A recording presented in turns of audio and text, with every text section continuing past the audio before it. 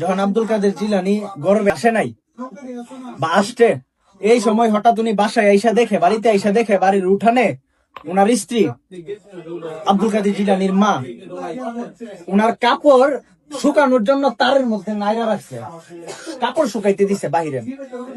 এমন একটা জায়গায় কাপড় শুকাইতে দিছে, বাড়ির সামনে দিয়া রাস্তা দিয়া যখন পুরুষরা হাইটা যায় তখন ওই কাপড়টা তারা দেখতে পায়, পুরুষরা দেখতে পায়।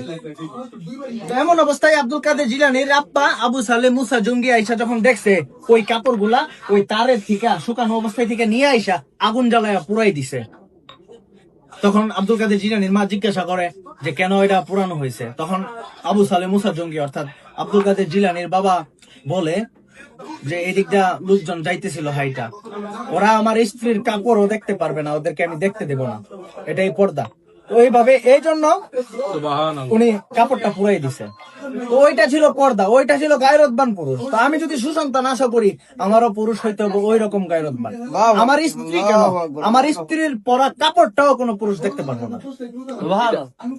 এটা হলো আপনার সকল মহিলাদের ক্ষেত্রে।